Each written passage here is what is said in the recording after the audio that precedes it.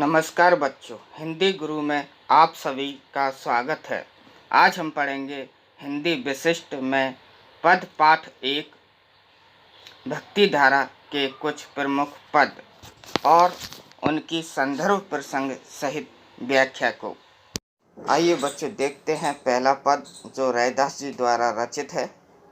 प्रभु जी तुम चंदन हम पानी, जाकी अंग अंग बास समानी। प्रभु जी तुम घन वन हम मोरा, जैसे चितवत चंद चकोरा। प्रभु जी तुम दीपक हम बाती, जाकी ज्योति बरे दिन राती। प्रभु जी तुम मोती हम धागा, जैसे सोनहि मिलते सुहागा। प्रभु जी तुम स्वामी हम दासा, ऐसी भक्ति करे रे दासा। बच्चों अब देखते हैं इस पद का संदर्भ और प्रसंग। सबसे पहले देखते हैं संदर्भ।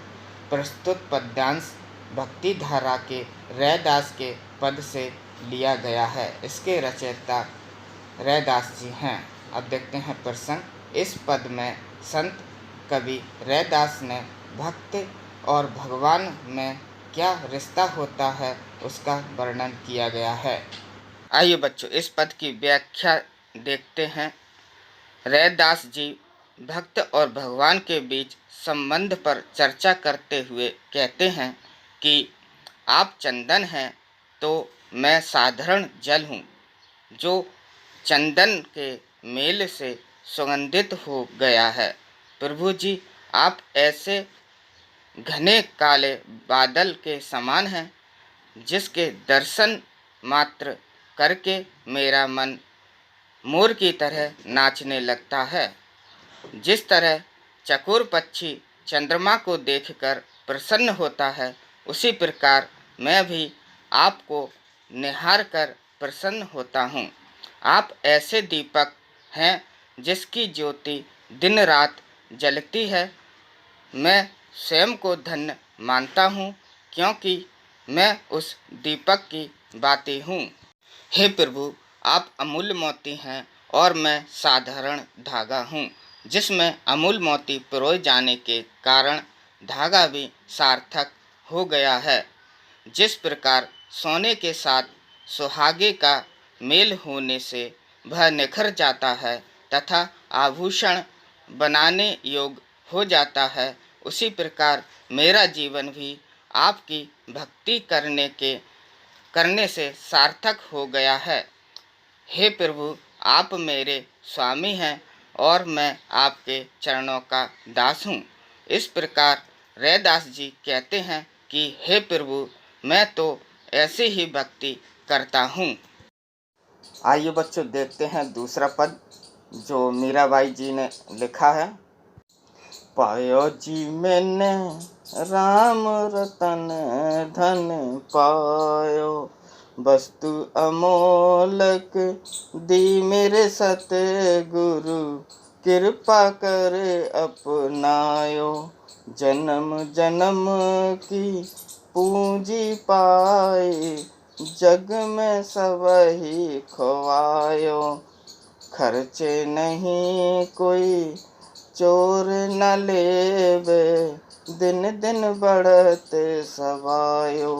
सत्य की नाव खेवतिया सत्य गुरु, भव सागर तर आयो।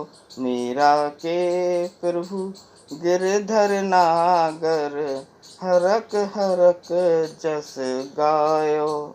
देखते हैं बच्चों इस पद का संदर्भ और प्रसंग। सबसे पहले देखते हैं संदर्भ। प्रस्तुत पद्यांश भक्ति धारा के पदावली शीर्षक से लिया गया है। इसके रचयिता हैं मीराबाई। प्रसंग देखते हैं। प्रसंग, इस पद में मीराबाई राम रतन रूपी धन को पाकर अपने जीवन को धन्य मानती हैं। आइए बच्चों देखते हैं इस पद की व्याख्या। मीराबाई कहती हैं कि मैंने राम नाम रूपी रतन को प्राप्त कर लिया है और यह अमूल्य रतन मुझे कृपा करके सतगुरु ने दिया है। संसार में सब कुछ खोकर भी मुझे यह जन्म जन्म में साथ देने वाली पूंजी प्राप्त हो गई है और इस पूंजी की विशेषता यह है कि बिना किसी चोरी के भय के यह निरंतर बढ़ती रहती है। सत्य रूपी नाव प्राप्त होने पर भी यदि केवट अयोग्य हो तो वह में हमें पार नहीं लगा सकता है। ऐसे में यदि जीवन रूपी नाव के खेवनहार सतगुरु मिल जावे तो भवसागर आसानी से पार हो सकता है और मीरा के साथ यही हुआ है। अतः मीरा बारंबार प्रसन्न होकर अपने सतगुरु के यशों का गुणगान कर रही हैं। बच्चों इस पाठ के मैं प्रश्न उत्तर अगले वीडियो में डालूँगा। वह प्रश्न उत्तर आपके लिए बहुत ही महत्वपूर्ण है, उसका वीडियो आप ज़रूर देखें। अगर आपको इस व्याख्या की PDF चाहिए तो उसकी लिंक मैंने डिस्क्रिप्शन बोर्ड पर डाल रखी है।